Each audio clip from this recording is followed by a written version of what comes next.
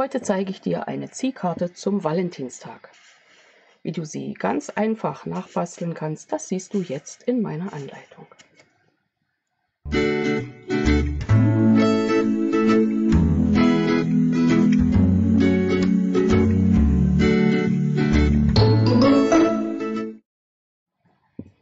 Hallo und herzlich willkommen in meiner Kreativwerkstatt. Schön, dass du dabei bist. Ich bin Angela von der Stempelfamilie. Eine neue Reihe steht auf dem Plan. Ein Demo-Doppel haben wir uns überlegt. Annalena und ich aus meinem Team, die Annalena, wir werden dir in nächster Zeit immer wieder Anleitungen zeigen zu einer speziellen Produktreihe. In diesem Fall aus dem Mini-Katalog. Wir haben ausgewählt zum Anfang für uns rustikal, floral und damit siehst du jetzt in den nächsten Tagen mehrere Anleitungen. Ich sag mal ein Demo-Doppel in 2 Sätzen. Und zwar heute gibt es 2 Anleitungen und in der nächsten Woche noch einmal. Auf dem Plan steht bei mir eine Ziehkarte und die habe ich mir so überlegt. Und du siehst schon, da hat sich die Schildi drauf geschmuggelt aus dem Stempelset Wetterfest. Irgendwie kommt die in letzter Zeit ständig bei mir vor. Ja, wie die Karte gebastelt wird, das siehst du jetzt. Und im Anschluss schau unbedingt bei Annalena vorbei. Sie hat sich auch was mit Ziehen überlegt. Eine Ziehverpackung, so viel kann ich schon verraten. Das Material findest du entweder in der Beschreibung unter dem Video oder auf dem Blog. Das ist dann verlinkt. Wenn nicht heute, dann in den nächsten Tagen, weil wir müssen uns da irgendwie ein bisschen durcharbeiten bei allem, was wir an Ideen im Moment im Kopf haben. In jedem Fall eine Grundkarte. Du kannst aus einem A4-Blatt 2 Stück davon schneiden. Und zwar das A4-Blatt ist ja 21 x 29,7 cm. In der Mitte an der kurzen Seite bei 10,5 geteilt und dann hast du eine Grundkarte. Hier ist es wichtig, wir arbeiten andersrum. Ich habe es schon 3-mal falsch rumgeschnitten, aber mir fällt ein, zeige ich dir mal zwischendurch hier meine Kiste. So war das früher, als ich angefangen habe mit so besonderen Kartenformen. Dann habe ich wirklich Tatsache mit dieser Ziehkarte irgendwann mal angefangen. Und da liegen hier lauter noch vorbereitete Karten. Ich habe auch schon ganz viele fertig gemacht, aber das ist dann irgendwann in meinem Archiv verschwunden. Zutaten, Ziehkarte, Upcycling. Ich habe alle alte Kalender vor allem verbastelt. Beiseite. Das ist mindestens schon 8, 9, 10 Jahre her. Ich glaube 10 Jahre. Okay, die Grundkarte ist klar. Dann brauchen wir noch diverse Designerpapierzuschnitte, etwas Farbkarton, Schleifenband, ein bisschen Bling Bling, die Handstanze und das Stempelset Rustikaler Strauß. Und dann geht's los. Das Produktpaket findest du die Produktreihe findest du im Mini-Katalog auf der Seite 8, 9. Und da gibt es neben Band und schönem Bling Bling 2 Sorten Designerpapier dabei. Das eine ist in klein, in 6 x 6 Inch und das andere in groß, 12 x 12 Inch. Kannst du wunderbar verarbeiten. So, Katalog geht erstmal zur Seite. Vielleicht erzähle ich nachher noch was dazu.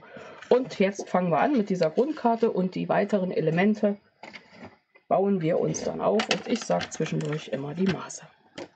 Gearbeitet habe ich bei der Reihe mit den Farben, die mir halbwegs gut, also die mir natürlich gut gefallen. Minzmakrone, Babyblau und Sommersorbet. Was ich weggelassen hast, kannst du dir schon vorstellen. So, wenn du mich kennst. Ansonsten denkst du, was faselt sie? Dieses Element teilen wir in der Mitte und erhalten so unsere Grundkarte. Das ist bei 14,85.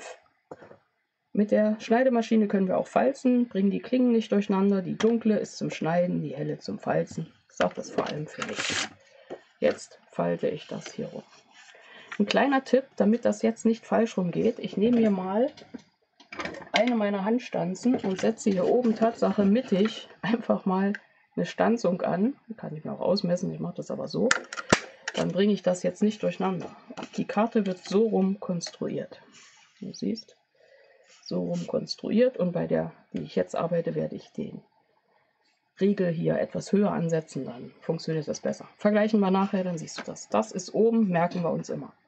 Für die Konstruktion nutze ich jetzt Tatsache die Innenseite, weil die kein Mensch sieht, und einen Bleistift. Du könntest das auch ohne machen, wenn du den Papierschneider hast mit Inch oder mit dem Bügel mit Zentimetern geht es natürlich noch besser. Ich mache das jetzt mal so, dass ich mir Hilfslinien zeichne, einfach damit du das dir besser nacharbeiten kannst. Hier meine Rundung, ich weiß, dass das Oberteil, das Vorderteil.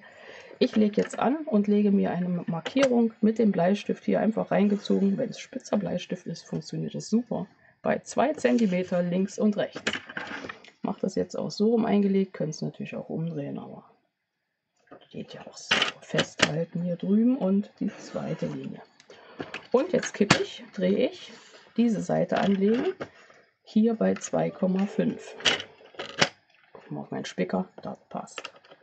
2,5. Habe ich noch genug spitzen Bleistift? Ja. Und jetzt falte ich das mal zusammen. Und die untere Seite, untere Kante auch bei 2,5. So, das sind die Hilfslinien. Und die habe ich auch schon mal ausgeschnitten. Ich zeige das mal hier. Und zwar, das ist die obere Stelle. Hier wird unsere Klappe entstehen. So entsteht sie. Ich schneide das gleich nochmal hier mit. Ich will nur nicht, dass du ständig meine Haare im Blick siehst, beziehungsweise meine Mütze. Muss ja nicht sein. So, dort ist unser Schiebemechanismus. Wie wird der angefertigt? Ich lege das also jetzt ein, arbeite jetzt mit der Schneideklinge, ziehe von meinen Markierungen von der einen zur nächsten auf der linken Seite bei 2 cm, fange also bei 3 cm an, bis hier hinten 3 cm von der anderen Seite. Wenn ich die Klinge da sitzen lasse, funktioniert das ganz gut. Dann ziehe ich nämlich einfach hier wieder zurück. Wunderbar. Und der Mechanismus geht so rum. Ne? Hier oben ist der Bogen, dafür haben wir den schon drin. Und jetzt gehe ich hier an diese Linie. Du weißt, das sind im Ernstfall 2,5. Mal einmal hochklappen, dann passt das. Das passt. Und ziehe einmal quer rüber. Und dann haben wir das. So.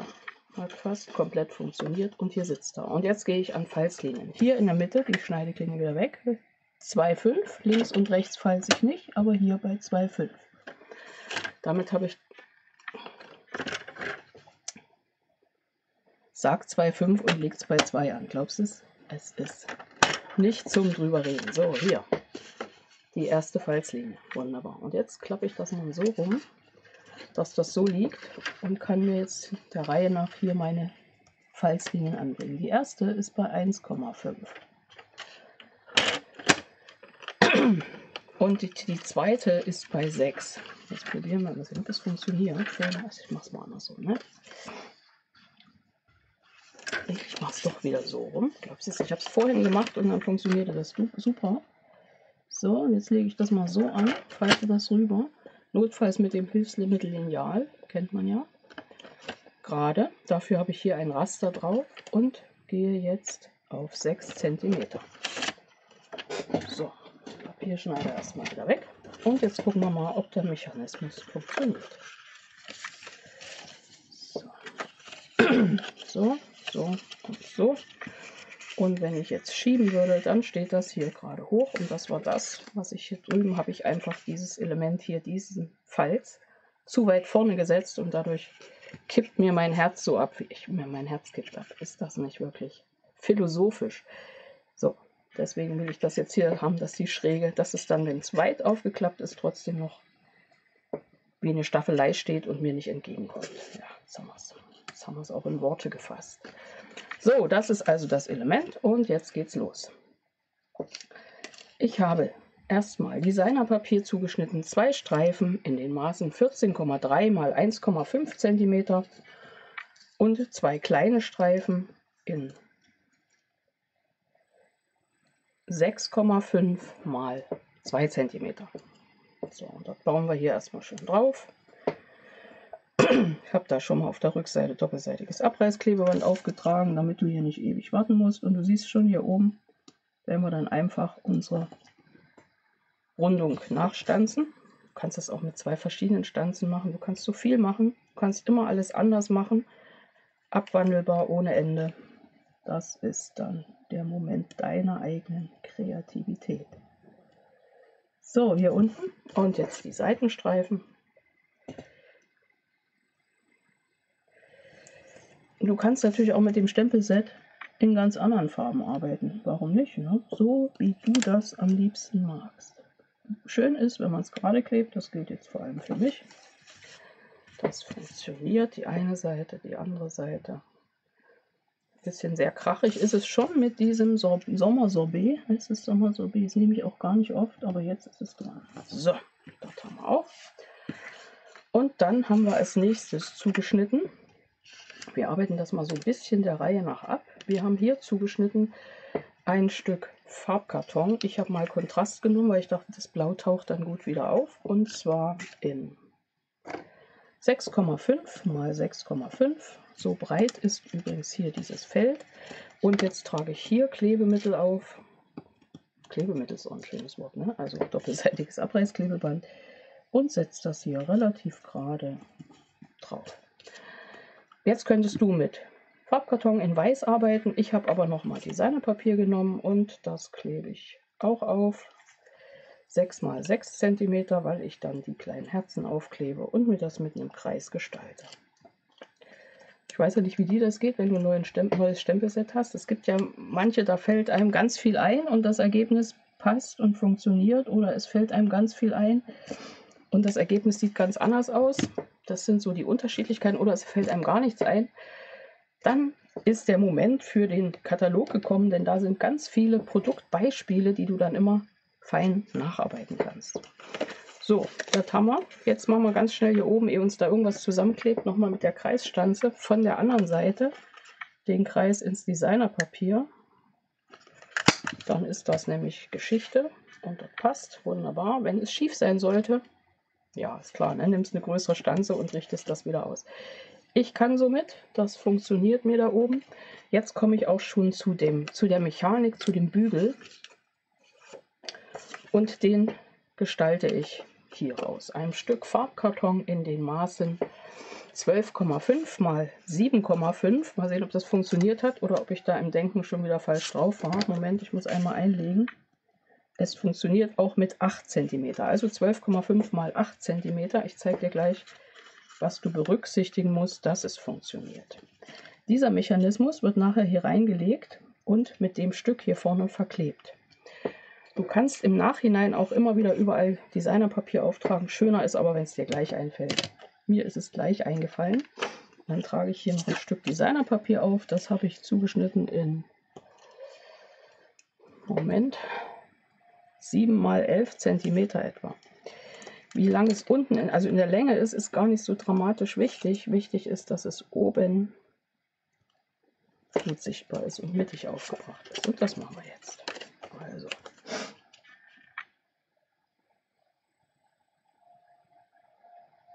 Ja, und das war die Sache, wo ich meine Mattung, Moment, jetzt muss ich mal kurz überlegen, aber es würde so funktionieren, wo ich meine Mattung natürlich ein bisschen breiter habe, also wäre noch idealer an der Stelle ein Stück in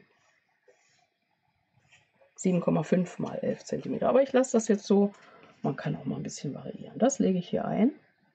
Damit das gerade wird, lege ich das jetzt hier mittig ein. So. Von oben bis unten mittig. Ich mache dann auch gleich einen Test, ob das funktioniert. Jetzt muss ich kürzer knipsen. Moment, den Bastlerschraub zwingen. Wenn ich hier unten durchgucke, liegt meine Kante hoffentlich genau da auf. Wenn nicht, muss ich es noch mal ein bisschen nachrichten. Es kann sein, dass es zu lang ist unten, dann wird es einfach korrigiert.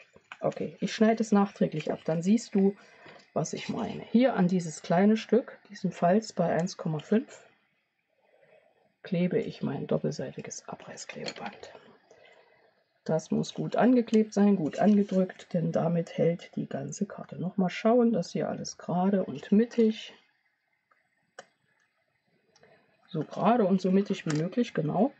Das Beinchen hier wird wirklich ganz gerade runtergefalzt und aufgeklebt. Jetzt lasse ich das hier los und du siehst, mein Schieber ist genau 2 mm zu lang. Den hätte ich jetzt auch oben kürzen können, aber ich kürze ihn jetzt hier unten. So einfach.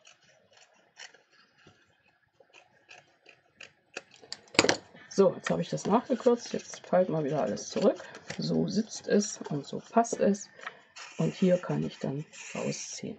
Und was muss ich berücksichtigen? Dass ich jetzt, am besten trage ich das auf dieser Seite an, auf ziemlich weit außen meinen Kanal klebe. Also Klebefläche außen, dass dieses Element, der Schieber, gut auf und ab fährt, ohne dass da irgendwas sich verhakt. Zeigt ihr das? Hier ist mein Schieber und da außen läuft er lang. Und das muss ich nicht wölben, deswegen trage ich hier unten durchaus auch nochmal eine Fläche auf. Dann ziehe ich alles ab. Einmal überlege ich noch, ob ich alles bedacht habe.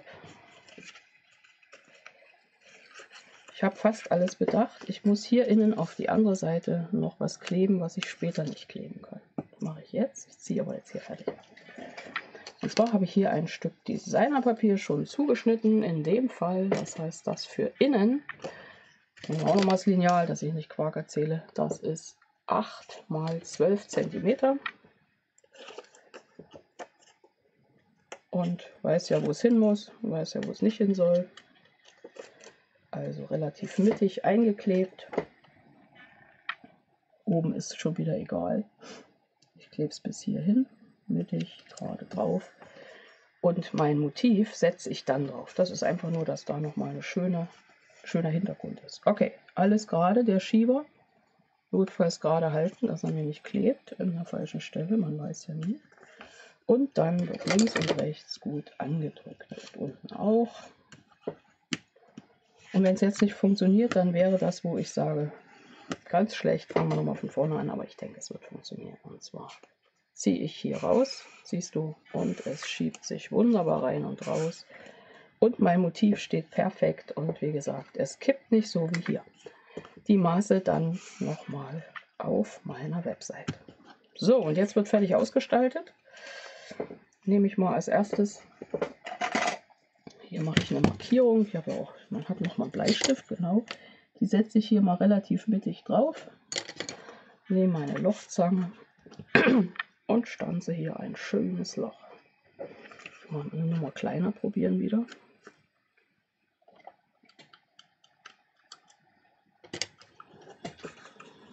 Das ist natürlich ein dickes Band, was ich da gleich durchfädeln möchte. Gucken wir mal. So, dort ist für das Loch, für den Schiebemechanismus. Genau. Und dann habe ich mir gestempelt Herzen. Machen wir ruhig außen auch nochmal, damit du weißt, wie das funktioniert mit diesem tollen Set. Und zwar, wir haben hier eine Stanze, wo mehrere Elemente gestanzt werden. Das ist eine sogenannte Elementstanze. Ja, so ergeben sich Namen. Und dann nehme ich meine mein Stempelblock. Ach, da ist schon wieder die Schildi. Ja, die Schildi blockiert den Stempelblock. Da setze ich jetzt die zwei Herzen drauf, hängen also zusammen. So rum werden sie durch die Stanze gejagt. Okay. Und dann nehme ich hier Stempelfarbe und Stempel hier hin. Nummer 1 und gleich daneben nochmal. Und dann kann ich sogar verschiedene Effekte mit meiner Stanze stanzen. Und damit ich mir nicht Löcher, sprich Blätter in meine Herzenstanze, ne?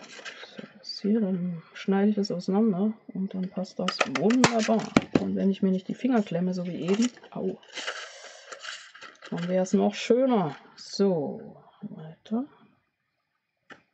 Also unten immer schön frei. So, hast du gesehen, was hier alles rumschnipst? Das wären die Blätter. Aber ich brauche ja jetzt nur die Herzen. So, jetzt wird hier einmal der Stempelblock geputzt. Ein bisschen rot geworden. Die Herzen packe ich hier drüben hin. Schildi liegt hier schon ganz ungeduldig. Dann habe ich hier noch ein paar Kreise. Kreis nehmen wir auch. Und dann können wir überlegen, weil wir hier ja jetzt mit Blau arbeiten, da haben wir mit Grün gearbeitet. Da kennen wir mal nichts. Ne? Wir müssen ja nicht immer so wie Natur arbeiten, sondern wir machen uns jetzt Tatsache blaue Blätter. Kennen wir nichts. Genau. Da sind sie. Nochmal probieren. Babyblaue Blätter. Ach, so, super. Wenn wir einmal dabei sind, nehmen wir gleich für die Rückseite der Karte. Jetzt gucke ich mal, dass ich den richtigen Schnipsel erwische. Das war der falsche. Den zweiten. Ich versuche den zweiten. Machen wir uns gleich ein Hintergrundblatt. Und wenn wir einmal dabei sind, das habe ich zugeschnitten 5 mm kleiner als die Maße der Grundkarte, also 10 mal 14,3, da war die Zahl. Und man kann auch hier mit dem zweiten Abdruck arbeiten. Wenn du den ersten nicht so doll drückst wie ich, dann wird das noch besser. Probieren wir mal hier oben, weniger. Und dann ist der zweite etwas intensiver. Also nicht intensiver als der erste, aber überhaupt intensiver. Genau. Mal kurz putzen und dann setzen wir dazu, was passt noch, was haben wir innen drin? Innen drin haben wir Herzchen. Das heißt, wir setzen auch da außen drauf Herzchen. Sie sucht sie, da sind sie. Und vielleicht nicht in Blau, ne? Also nicht in Babyblau, sondern wieder in Sommersorbet. Setzen wir die einfach da hinten drauf.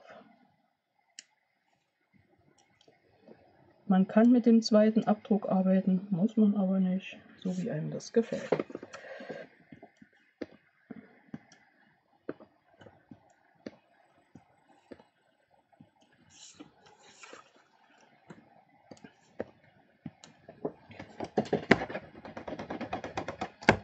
Ja, das Stempelset hat ganz viele kleine Elemente drin, die du unterschiedlich zusammensetzen kannst. Entweder du orientierst dich da an deinem Designerpapier, was du verwendest, oder ja, frei, ne? So, das kleben wir mal gleich hier drauf, wenn wir einmal dabei sind. Und du siehst schon, ich verwende jetzt der Reihe nach Materialien aus der Produktreihe Rustikal Floral, um es einfach mal schön zu zeigen. So. Gucken, wo oben ist. Genau. Ziehkarten gibt es ja ganz viele. Ich habe auch letztens, eigentlich wollte ich dir noch andere zeigen, mal sehen, ob die hier irgendwo liegen. Bei Ziehkarten fällt mir ja eigentlich immer zuallererst die Variante mit der Double Slider Card ein. Ja, aber jetzt ist es mal die. So, Schildi, jetzt hast du genug gewartet. Der Moment ist gekommen. Was haben wir denn, Liebe? Frohen Valentinstag. So, okay. Schildi setzen wir so ein bisschen nach links. Da sitzt der Schildi. Perfekt. Und wir setzen noch einen für dich in Sommersorbet. Ich habe schon 5-mal gesagt und hatte schon wieder vergessen. Für dich. Dazu. Weißt ja, ich stempel hin und wieder mal einmal mehr auf die Unterlage, um zu sehen, wie es gerade wird, wie der Abdruck überhaupt wird. Passt super. Und da das einfach wunderbar passt, nehmen wir jetzt hier noch schnell die Stampin' Blends. Ich habe die hier auch in Minzmakrone, liegt noch von eben. Aber wir nehmen jetzt diese Schildi, wird in Babyblau gearbeitet. Wir schauen mal, wie sie sich so anlässt mit dem Babyblau.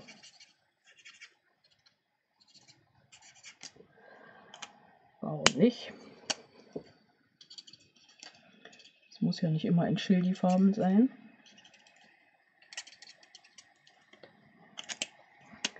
Und um die Farbabstufung hinzubekommen, arbeite ich jetzt ganz locker mit dem Farbaufheller. Der macht sich immer ganz gut, weil da lässt sich das so schön vermischen. Und das Sommersorbet muss herhalten fürs Blümchen.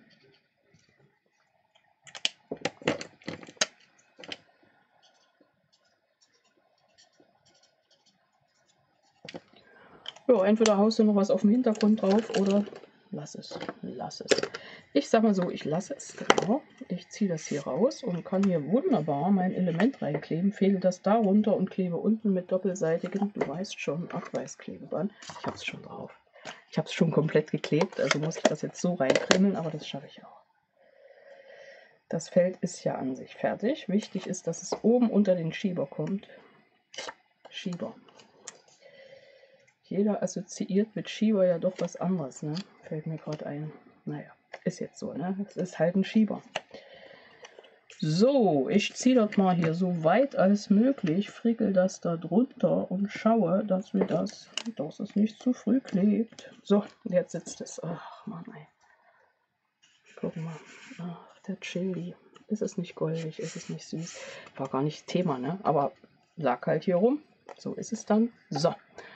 Und jetzt gehen wir wieder über zum frohen Valentinstag, nehmen uns hier noch ein Stück Papierstreifen. Ich gucke mal, wie ich das da drauf kriege. Ich habe hier immer mal so ein paar Streifen beim Zuschnitt rumliegen. Und dann kommt der frohe Valentinstag. Hier ist er. So oft haben wir den ja auch nicht. Bei der anderen Karte, ich leg das mal hier so ein bisschen hin, habe ich auch mit für dich gearbeitet, aber weil ich dich mag, war da der Text. Kannst du natürlich auch eine Geburtstagskarte draus machen, aber dann würde ich was anderes auflegen, es sei denn, das Geburtstagskind heißt Valentin. So, jetzt. Ich glaube, ich arbeite frohen Valentinstag mal in Blau. Ich probiere das erst. Es ist natürlich blassig. Warte, Moment, sie denkt noch mal eine Runde. Ich arbeite es in Rot. Überredet. Sommersorbet. Da ist es wieder.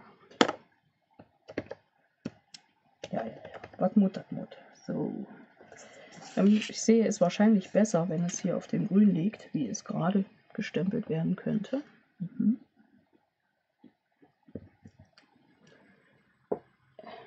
Ich kann damit leben. Ich nehme das so. Okay. Frohen Valentinstag. Für dich dann innen drin. Den frohen Valentinstag setze ich hier unten auf das Schiebeelement, auf diesen Streifen. Schneide mir das jetzt hier einfach mal so freihand zu. Nehme meine Abstandsklebepunkte, und zwar die Mini, also die Mini. Mache die Schutzfolie ab und setze das da drauf. Kleben ist immer ganz schön, wenn es richtig rum passiert. Pinzette lag bereit, hat sich jetzt wieder, da ist er, kann ich es besser platzieren. Es ist ja in dem neuen Set mit fürs Embossen auch so eine wunderbare Pinzette drin. Zeige ich demnächst nochmal so. Froher Valentinstag und Mechanik für dich. Und da ist es, Schildi. So, gut. Jetzt haben wir hier noch Herzen. Haben wir schon gestempelt, gestanzt, wie auch immer. Setzen wir hier drauf. Die sind jetzt quer. Wo hier ist. Dort setzen wir dazu. Das ruhig ein bisschen nach links. Ich klebe das flach auf, weil ich noch genug Höhe bringe mit Herzen und mit Paletten. So ein bisschen noch mittig hier drüben. Warum nicht? Nur nicht über den Schieber, würde ich sagen. So.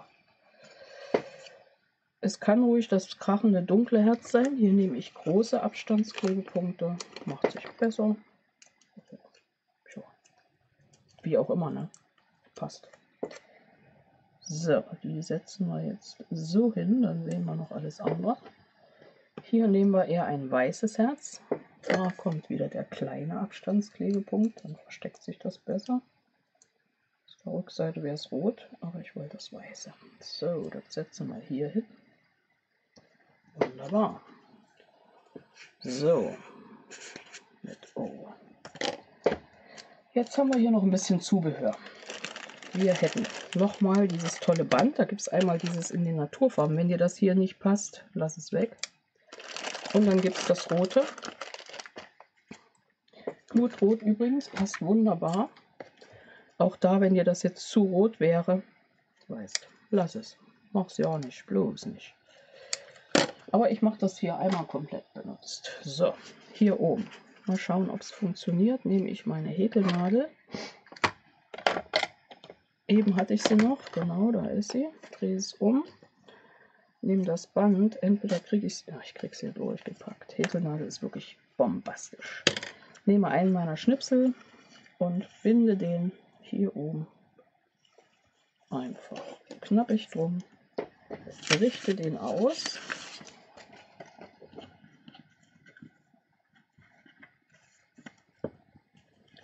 Und du ahnst es schon, mache jetzt ein Schleifchen. Ziehe die Schleifenohren gut, glatt. Ist auch was ich nachher machen kann. Ne? Ich glaube, das musst du nicht stundenlang gucken, wie ich immer wieder Schleifenohren glatt ziehe. Jetzt bin ich einmal mittendrin. Was soll. So, richte ich nachher nochmal so richtig. Ich richte es richtig. Dann kann ich das in jedem Fall hier oben wunderbar ziehen.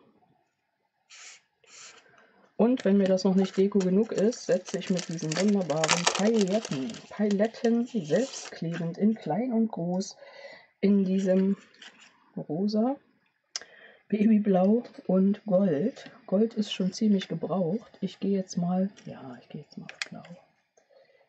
Hauen wir hier mal ein bisschen drauf, weil dort ist doch eine ganz schöne Sache. Da ist der Klebepunkt auf der Matte geblieben. Nein, am Finger. Klar, passt. So. Noch ein großer. Die großen schweben immer eher nach unten. Und die kleinen sitzen hier oben locker dazwischen. Jetzt haben sich zwei angetanzt. Moment, kommen Sie mal her. Drehen Sie sich mal um. Den setze ich hier hin. So. Und da ist genau Platz für eine Schleife hier unten in der Ecke. Also einfach eine Luftschleife gebunden. Öhrchen festhalten, ist immer dasselbe, genau. Notfalls nochmal ausrichten. Es wird in dem mein Finger verloren. Moment. So, man kann die einmal so flach drücken, aber man kann eben die Öhrchen auch wieder hochstellen. Da würde ich echt eine Kombinationssache machen. Wenn ich die oben hochstelle, dann würde ich sie unten auch hochstellen. Wenn ich sie oben flach drücke, unten auch. Immer wieder schön festziehen. Und dann haben wir die Öhrchen von der Schleife.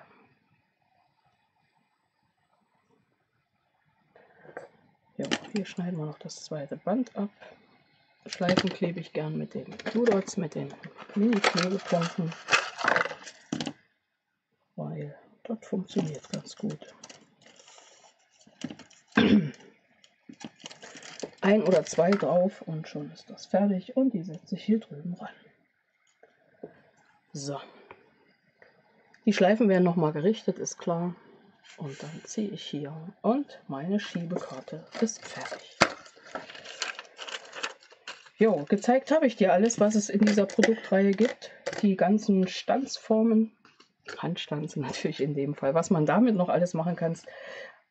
Schau, was Annalena dir zeigt, und unser Demo-Doppel hat ja auch einen zweiten Satz. Im Lauf der nächsten Woche zeigen wir dir noch mehr Ideen mit der Produktreihe Rustikal Floral. Das war's, hier geht's weiter mit unseren Ideen. Bleib einfach dran, schau dir die nächsten Videos an oder schau auf unsere YouTube-Seiten und guck, was wir dir alles für Ideen, Tipps und Tricks zeigen. Bis gleich in einem nächsten Video. Ich freue mich auf dich. Deine Angela von der Stempelfamilie.